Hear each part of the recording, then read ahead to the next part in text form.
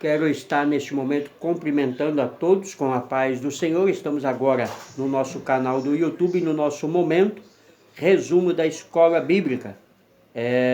Quero convidar você que ainda não se inscreveu no nosso canal a se inscrever, digitando lá paulo.delagnese. Compartilhe os nossos vídeos, envie aos seus amigos do Facebook, também do WhatsApp, peça para eles se inscreverem, faça o comentário, Toque o sininho, pois é muito importante para nós o seu comentário, tá? Pois isso nos ajuda a crescer e a melhorar cada dia mais. A aula de hoje é a aula que será dada no próximo domingo, como todos sabem, sempre uma semana antes temos o resumo da Escola Bíblica, do dia 3 de novembro, essa aula, a instituição da monarquia em Israel. Antes de adentrarmos a aula, quero deixar alguns versículos de parâmetro para a nossa aula de hoje. Primeiro, Efésios 1, 6, 7, procure corresponder à sua vocação espiritual. Números 27, 15 e 18, Deus é quem escolhe a liderança de sua igreja. Mateus 9, 37 e 38, para uma liderança de qualidade é preciso orar. Lucas 6, 12 e 14, Jesus escolheu os seus discípulos em oração. E Lucas 4, 18, para fazer a obra de Deus é preciso unção do Espírito Santo. Josué 1, 8, alimentar-se-á da palavra é o segredo para o sucesso do ministério. O texto áureo está baseado em 1 Samuel 8, 4, 5, que nos diz assim a palavra de Deus. Então todos os anciões de Israel se congregaram e vieram a Samuel a Ramá e disseram-lhe, eis que Jaz está velho e teus filhos não andam pelo teu caminho. Constitui-nos, pois, agora um rei sobre nós, para que ele nos julgue como tem todas as nações. A verdade prática diz, antes de tomar uma decisão, o crente precisa buscar a orientação de Deus, para que não venha a sofrer dolorosas consequências. Essa é uma grande verdade. Tudo que decidimos para com a nossa vida precisa ser pela orientação de Deus. 1 Samuel 8, 4, 7, 10, do 1 ao 7, diz-nos a palavra do Senhor.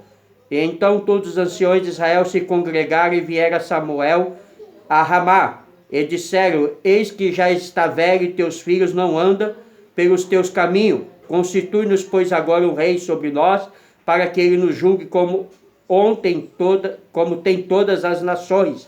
Melhor dizendo, porém, esta palavra pareceu mal aos olhos de Samuel, quando disseram, dá-nos um rei, para que nos julgue. E Samuel orou ao Senhor. E disse o Senhor a Samuel, ouve a voz do povo em tudo quanto te disser, pois não te tem rejeitado a ti, antes a mim me tem rejeitado, para eu não reinar sobre ele. Então tomou Samuel um vaso de azeite, lhe derramou sobre a cabeça, e o beijou e disse, porventura não tens ungido o Senhor por capitão sobre a sua herdade? Partindo-te hoje de mim, achará 2 homens junto ao sepulcro de Raquel, no termo de Benjamim, em Zelza, os quais te dirão, acharam-se as jumentas que foste buscar, eis que já o teu pai deixou o negócio das jumentas, e anda aflito por causa de vós, dizendo, que farei eu por meu filho? E quando ali passares mais adiante, e chegares ao carvalho de Tabor, ali te encontrarão 3 homens, que vão subindo a Deus a Betel, um levando 3 cabritos, o outro 3 bolos de pão, e o outro um odre de vinho. E te perguntarão, como estás? E te darão 2 pães, que tomarás da tua mão. Então virás ao outeiro de Deus, onde está a guarnição dos filisteus, e há de ser que entrando ali na cidade, encontrarás um rancho de profeta, que desce do alto e traz diante de si saltérios e tambores e flautas e harpas e profetizará. O Espírito do Senhor se apoderará de ti e profetizará com eles, e te mudarás em outro homem. E há de ser quando estes sinais te virem, faz o que achar a tua mão, porque Deus é contigo. Aqui está a história de Samuel com Saul. Aqui está a história da unção de Saul como rei, como se desenrolou e os acontecimentos que Samuel profetizou sobre a vida de Saul, que deveria acontecer todos nos mínimos detalhes. Na introdução da aula de hoje, ao tratar da instituição da monarquia, Israel, não podemos ignorar a soberania de Deus ao estabelecer essa forma de governo. Embora a monarquia fosse um desejo nacional, Deus interveio e, segundo a sua vontade, estabeleceu essa forma de governo. Outrora, ele levantava juízes em diversas regiões, mas agora ele levantaria uma monarquia em Israel. Nesse sentido, estudaremos a razão da monarquia, a escolha do rei Saul, primeiro rei de Israel, e o mérito desta escolha. Mas, como falamos antes, Israel não tinha rei. Israel tinha líder e juízes, Desde o dia de Moisés, Deus governava Israel. Deus era o único governo de Israel, através de sacerdotes e juízes, especialmente dotados com o poder e habilidade. Então, Deus governava Israel através dos sacerdotes e juízes. Quando Samuel, o último dos juízes, envelheceu, o povo pediu um rei para que eles fossem como as nações que estavam ao seu redor.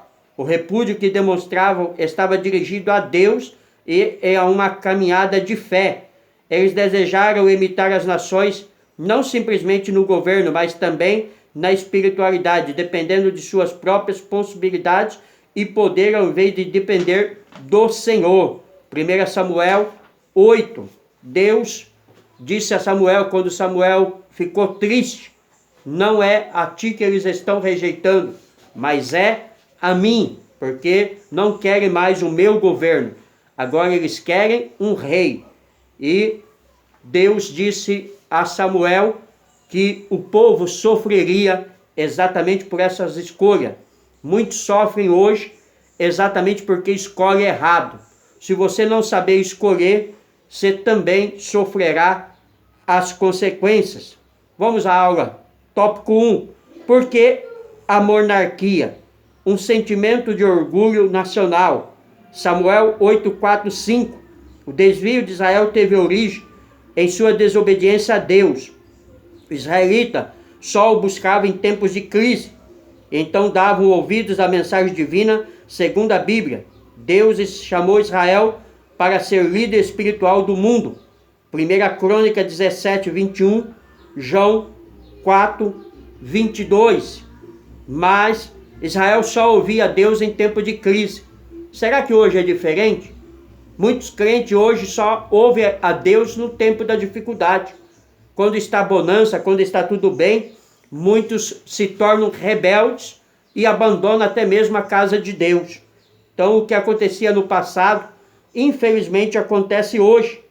Mas a nação enveredou pelos mesmos caminhos das outras nações, ou seja, cometeu os mesmos pecados das outras nações, que era a idolatria. Abandonaram Deus verdadeiro pelos deuses de barro, de ídolos, a qual tem boca, não fala, tem ouvido, não ouve, tem mão, não apalpa, tem olhos, mas não vê, e tem pés, mas não anda. São de barro e precisa ser carregado em andor de mão em mão e casa em casa, em porções, Em vez de adorarem o único Deus verdadeiro, que não aceita adoração à imagem de escultura. Assim, por meio do orgulho nacional, os israelitas foram levados a pedir um rei antes da hora. Nesse caso, adotaram o regime monárquico, segundo o modelo pagão. Significava rejeitar a liderança divina. representada por Samuel. Dessas formas, os israelitas escolheram uma política meramente humana, fugindo de sua real vocação sacerdotal e profética. Há um perigo quando o povo de Deus deixa a sua verdadeira vocação para imitar as instituições terrenas. Embora seja bíblico cumprir nossas obrigações políticas e sociais, a vocação da igreja é espiritual, como afirmou Jesus. O meu reino não é deste mundo. Se o meu reino fosse deste mundo, lutaria os meus servos para que eu não fosse entregue aos judeus. Mas agora o meu reino não é daqui. João 8, 36, né? Então, o povo de Deus, em vez de querer continuar sendo governado e direcionado por Deus, queria ser agora governado por um rei.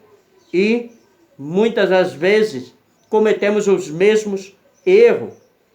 Não é que vamos ser omissos à política, ao contrário, a gente precisamos nos atentar à política e às formas de governo do nosso país, que, abrindo um parênteses aqui, inclusive, quem deixou a política na mão do ímpio foi os crentes por negligência.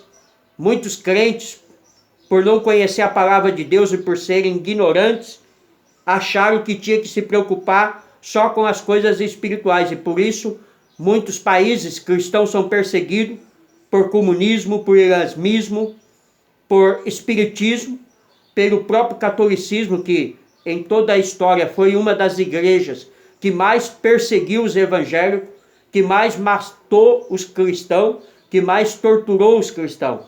Então, nós hoje, pastores, pastoras, apóstolos, bispo e bispa, obreiros e obreiras da obra do Senhor, precisamos estar atentos aos governos que se levantam e precisamos dar o partido, mesmo sabendo, como diz a palavra aqui de João 8,36, que o reino de Cristo não é deste mundo e nós também não somos deste mundo, nós estamos aqui de passagem, mas não podemos negar que vivemos neste mundo e dependemos do governo deste mundo, né? É Deus que mantém tudo, é Deus que sustenta tudo, mas aqui na terra, muitas das vezes, estamos debaixo da ordem de homens. E a Bíblia manda respeitar quando este homem, quando esta mulher é justo, porque quem coloca lá é Deus no poder. Por mais que há uma eleição, por mais que há votos, mas quem coloca o homem no poder é Deus. A Bíblia é muito clara. Então o crente não pode ser omisso, ele não pode se envolver. Quando se diz não se envolver, é não ser corrupto, é não fazer os mesmos erros que os governos fazem. Mas quando é para ajudar a nação e a igreja e a obra de Deus, nós precisamos sim nos envolver, tá? Isso tem que ficar claro. Vamos continuar a nossa aula. O fracasso dos filhos de Samuel. Este era o contexto dos israelitas. A arca da aliança não estava mais com o povo. Havia ameaças constantes dos filisteus e os filhos de Samuel não andavam em caminho retos. Nesse sentido, o pedido dos anciões tocou o coração do profeta, pois ele sabia que seus filhos não tinham condições morais nem espirituais para substituí-lo. Samuel era um líder fiel, sincero, verdadeiro. Embora fosse duro ouvir, ele sabia que os anciões falavam a verdade. Biblicamente não há problema em um filho de pastor vir a substituir o pai no ministério. Entretanto, isso não pode se dar por causa do amor paterno, mas pela vocação dada por Deus e confirmada pela Igreja de Cristo. 1 Timóteo 3, 1, 7, Tito 1, 5, 9. O dono da obra é o Senhor. Infelizmente, não vou entrar em detalhes, não temos tempo, né? Aqui é um resumo. Muitos têm sido colocados no ministério pelo amor paterno e não pelo chamado de Deus, tá? Por isso a igreja, em muitos casos, vira uma bagunça, tá? Porque quando Deus escolhe, ele se responsabiliza. Mas quando o homem escolhe o filho, né, ou a filha, para substituir o seu ministério, sem a direção de Deus, a igreja padece, como também quando se escolhe um mau governo, rejeitando os planos de Deus. Samuel 10, 6, 7. Escolher a monarquia naquele contexto era rejeitar o propósito divino. Foi algo deliberado do povo contra o plano estabelecido por Deus desde quando Israel ocupou a terra de Canaã. Deus é onisciente. Ele sabia que esse momento chegaria. Deuteronômio 17:14. Assim, no tempo certo, o próprio Deus daria um rei com as qualidades necessárias. É preciso seguir essa diretriz no processo de sucessão de líderes. Não podemos perder a perspectiva de que é Deus quem dá seus líderes à igreja. Mateus 9:38, Lucas 10:2, quando não é o homem que escolhe, porque este rei Saul foi escolhido pelos homens, houve a permissão de Deus, né? Ele nem foi chamado para ser rei, ele estava procurando a jumenta dos seus pais e foi colocado no reinado. Quem procura jumenta não pode ser rei, né? Mas Davi sim foi escolhido no lugar de Saul e era homem segundo o coração de Deus. Tópico 2. A escolha de Saul como rei. Por que Saul? Uma pergunta. Quando lemos o livro de 1 Samuel, logo percebemos que o foco do autor sagrado é Davi e não Saul. Se Saul foi o primeiro rei de Israel, por que o foco da narrativa não recai sobre ele? Outra pergunta. Podemos considerar que num primeiro momento o rei Saul foi ungido pela soberana vontade de Deus. Entretanto, ele reinou indiferente aos mandamentos divinos e era um rei falho, egoísta e ciumento. O propósito do autor sagrado é constatá-lo com Davi, um homem segundo o coração de Deus. Como falou, o grande orgulho, o grande ciúme que Saul tinha do trono fazia ele perseguir Davi. E muitas das vezes, alguns pastores, para deixar herança para o seu filho, né, para a sua família, ele persegue aqueles que têm o chamado de Deus. Hoje não é diferente, infelizmente. A unção de Saul por Samuel. Na unção de Saul, alguns detalhes devem ser destacados. Samuel o beijou em sinal de afeição e admiração pessoal. A unção era feita com azeite de oliva. A cerimônia simbolizava a investidura divina para o exercício do cargo, tá? Tal se dava a unção para se exercer, né, o cargo como homem ou até mesmo como mulher de Deus. O que são separados por Deus para a sua obra tem a unção do Espírito Santo, a capacidade que vem do alto para o exercício do santo ministério. Efésios 4:11-14. Hoje não necessitamos do azeite para a separação de obreiros para o ministério da palavra. Basta a imposição de mão do presbitério. 1 Timóteo 4:14, 2 Timóteo 1:6. Os sinais de confirmação da unção. Samuel 10:2-7. 3 são os sinais que confirmam a unção de Saul como rei de Israel. Saul encontra as jumentas perdidas de seu pai. Ele encontra 3 homens no Monte Tabor. Um levando 3 cabritos, outros 3 bolos de pão e o outro um odre de vinho. 3. Capacidade de profetizar pelo Espírito de Deus. O primeiro sinal representava o trabalho que um rei teria. O segundo apontava para o sustento divino, para a tarefa de Saul. E o terceiro, o rei reinaria sobre o Espírito de Deus e assim salvaria Israel de seus inimigos. Esse era o projeto e o plano de Deus, e foi o que Deus disse a Samuel, e foi o que Samuel disse a Saul, e foi o que sucedeu. O problema foi que Saul desviou no meio do caminho. Infelizmente, muitos pastores, pastoras, apóstolos, bispo e bispa até começa bem. O problema é quando eles desviam no caminho da verdade de Deus. Quem é chamado para o ministério precisa aplicar-se ao trabalho. João 5,17. Sustentar-se pelo alimento sagrado, a palavra de Deus. Deuteronômio 8,3. Mateus 4,4. Estar cheio do Espírito Santo. Efésios 5,18. A jornada ministerial é pesada, por isso é preciso estar concentrado em Deus em todo o exercício ministério, tá? O homem e a mulher, que é líder do ministério, se não for de Deus, se não orar, se não jejuar, se não consagrar, se não tiver a vida no altar, o seu ministério está fadado ao fracasso, tá? Pode até fazer proezas, tá? Pode até ser grande na terra, pode ser até líder de um grande templo, de uma grande denominação, pode até ter várias igrejas, mas isso não significa ter a aprovação de Deus, tá? O que foi dito no caso dos apóstolos, né? Pelo mentor de Paulo, que se não fosse de Deus acabava, isso é mentira, porque o espiritismo tem templos para todo lugar, o islamismo tem templo por todo lugar, e isso não significa que eles são de Deus, tá? Então isso tem que ficar claro, porque tem muitas pessoas que acham, porque o seu ministério é grande, porque ele prega bonito, porque ele canta bonito, ele é de Deus. Não, ele aprendeu a fazer, é diferente. Ser de Deus é realmente estar debaixo da graça e da unção do Espírito Santo. O rei que o povo escolheu, uma escolha pautada na aparência, né? Como dissemos, Saul rejeitou a palavra do Senhor. Assim, brevemente, Deus daria ao povo um rei segundo o seu coração. 1 Samuel 13, 15, 23. Aqui já está dizendo sobre a escolha de Davi, né? Entretanto, para o povo, Saul era um candidato que enchia os olhos. Fisicamente, era um homem notável. 1 Samuel 9, 2. O povo não via nada além que a aparência humana.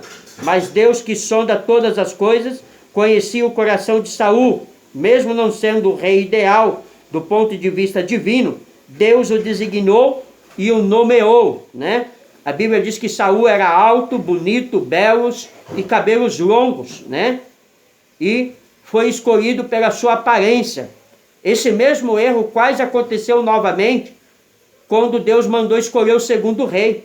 O profeta Samuel chegou na casa de Jessé e ungir aqueles moços bonitos, né? Robusto, e Deus falou: olha, Samuel, você olha a aparência, eu olho o coração. Saul e os irmãos de Davi seriam capas de revista hoje. As mulheres suspiravam quando Saul e os irmãos de Davi passavam na rua, mas eles não eram segundo o coração de Deus, viviam só de aparência. É um perigo quando o pastor ou o líder da igreja unge alguém ao pastorado, ao presbitério, né? Porque ele dá o dízimo, porque ele tem boa aparência, porque ele fala bonito. Infelizmente, a igreja hoje, há muitas pessoas sendo ungidas pelo que ele dá, pelo que ele faz, e não pelo que ele é. Esse é o perigo de hoje. Os direitos do novo rei. O profeta Samuel esclareceu que o rei teria os seguintes privilégios. Todos estariam sob o poder do novo rei e prontos para servir na guerra, no trabalho do campo e da cozinha real, na implantação de impostos, no confisco de escravos, para o trabalho na produção de perfumes e na cobrança dos dízimos da produção. No Antigo Testamento, essa é a única vez que se trata de dízimo cobrado pelo rei. 1 Samuel 8, 10, 17. Então o povo agora serviria ao rei. Então Deus agora mostra através de Samuel o perigo de se ter o rei. Assim, as exigências descritas por Samuel faziam parte do novo sistema político que o povo tanto desejava, um padrão desenvolvido pelas nações gentílicas. No Novo Testamento, há a recomendação evangélica de como o cristão deve se portar na forma de governo político temporal vigente. Romanos 13, 1, 7, 1 Pedro 2, 13 e 17. Não é possível lermos os versículos, mas você pode ler na sua casa, tá? O novo sistema político e o aspecto teológico. Deus sempre cuidou de Israel, deu-lhe mandamentos, escolheu lideranças para representar em momentos impares. Fez com que o povo se arrependesse e se voltasse para ele muitas vezes. Agora não seria diferente. O Senhor não se afastaria da nação. Se originalmente esta não era a vontade de Deus, o Criador usaria esse modelo para guiar o seu povo. Ele já preparara um rei, segundo o coração dele. 1 Samuel 13, 14, rei Davi, que substituiria Saul. Nesse novo modelo, a liderança seria centralizada na pessoa do rei. Sacerdote, profeta representaria o conselho de Deus para o governo monárquico. Assim, o Altíssimo conduziria o seu povo pela história. Aí está, né, o desejo que Deus tinha para com a nação de Israel. Conclusão: Deus é o Senhor da história. Muitas das vezes não conhecemos seus caminhos nem propósito, mas sabemos que sua vontade é sempre a mais perfeita e agradável. Não podemos perder de vista o que o Pai e quem governa a nossa vida. Como cristão, devemos buscar a bênção de que a nossa vontade e escolha estejam sempre bem alinhadas com a de Deus. Esse é o conselho final. Nosso desejo, a nossa vontade, as nossas ações, as nossas diretrizes, ela precisa estar alinhada com Deus. Só teremos sucesso no ministério, na família, no trabalho, se a nossa vida estiver direcionada por Deus. Quando o homem e a mulher saem fora da vontade de Deus, e ele acha que ele é superior, que ele é o líder, que ele é o bambambam, que ele faz e ninguém faz. Quando o homem e a mulher acham que a obra vai bem, que a igreja cresceu, porque ele é um grande líder, porque ele faz e que ninguém pode fazer o que ele faz, essa obra está fadada ao fracasso. Saul fracassou exatamente quando achou que era insubstituível. Saul fracassou quando abandonou a Deus e desobedeceu a Deus, né? A ordem de Samuel era para ele matar a todos os amalequitas. O que ele fez? Guardou despojos e conservou o rei vivo. O que Deus disse a Samuel? Eu não mandei matar, não estou vendo ruído de boi no arraial? Então hoje o seu reinado é rasgado. Hoje o seu reinado é passado a outro. Então você que é pastor, toma cuidado, porque o seu ministério também pode ser rasgado. O seu ministério também pode acabar no dia que você achar que pode desobedecer a voz de Deus, tá? Esse é um conselho, é uma orientação da palavra de Deus. Deus não mudou. Deus é o mesmo ontem, hoje e eternamente. Que isto sirva de lição. Esse resumo, esta aula de hoje para a sua vida. Amém? Se você ainda não está inscrito no nosso canal do YouTube, eu convido você a se inscrever nele agora mesmo. Amém? Até a próxima aula. Que Deus abençoe